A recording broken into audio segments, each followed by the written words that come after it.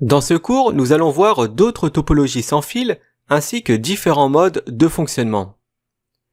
En général, chaque point d'accès d'un réseau sans fil est câblé à un système de distribution ou bien à une infrastructure commutée, comme par exemple un switch.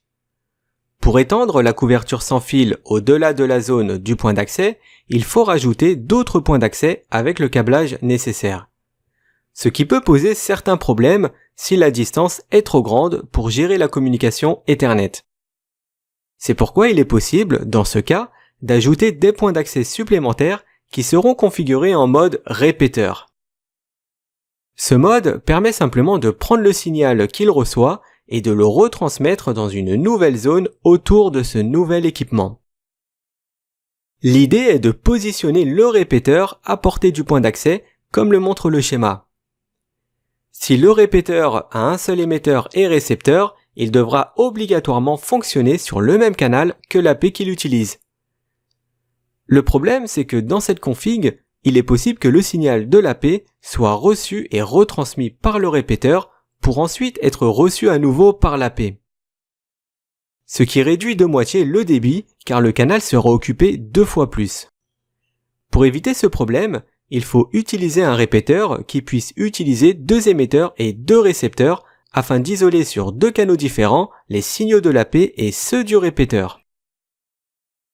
Dans ce cas, une paire émetteur-récepteur est dédiée aux signaux dans la zone du point d'accès et l'autre paire pour les signaux de la zone du répéteur.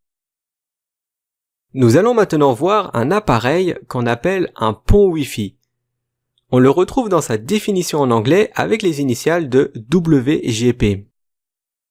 Ce module est destiné à tous les équipements de terminaison qui disposent d'une liaison Ethernet filaire mais qui n'est pas capable d'avoir une connexion sans fil. On retrouve souvent ce type d'équipement dans les milieux hospitaliers.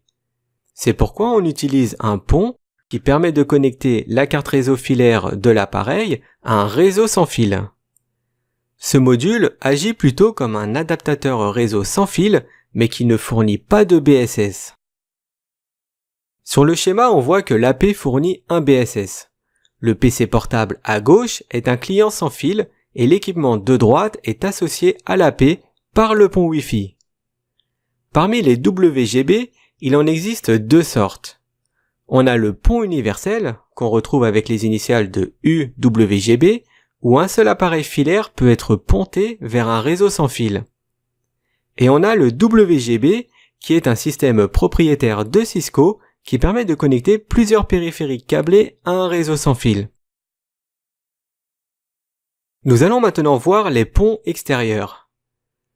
Un point d'accès peut être configuré comme un pont pour former une seule liaison sans fil d'un LAN à un autre sur une longue distance. Ce type de liaison, pontée à l'extérieur, est souvent utilisé pour la connectivité entre les bâtiments ou même entre les villes. Un point d'accès configuré en mode pont est nécessaire à chaque extrémité de la liaison sans fil et des antennes spéciales sont déployées afin de concentrer les signaux dans une même direction, ce qui maximise la distance comme le montre le schéma. Il existe aussi un autre type de pont qui est le pont multipoint. Parfois, les réseaux LAN de plusieurs sites doivent être reliés entre eux. Un pont multipoint permet de ponter un site central vers plusieurs autres sites secondaires. Le site central, celui qui est représenté par l'immeuble au milieu, est connecté à une antenne omnidirectionnelle, c'est-à-dire que son signal est transmis de manière égale dans toutes les directions afin qu'il puisse atteindre les autres sites en même temps.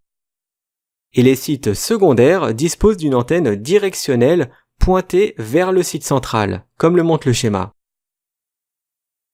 Le dernier type de topologie que nous allons voir est le réseau maillé.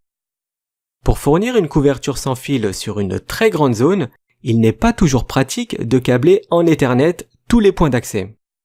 C'est là qu'intervient le mode maillé. Dans ce type, plusieurs AP seront configurés en mode mesh, qu'on peut traduire en français par maillé. Ici, le trafic sans fil sera alors ponté d'AP en AP comme une guirlande, en utilisant même des canaux différents. En général, chaque point d'accès maillé aura un BSS sur un canal sur lequel les clients sans fil pourront s'associer. À la périphérique du réseau maillé, la liaison du trafic est pontée vers l'infrastructure filaire du LAN, comme le montre le schéma.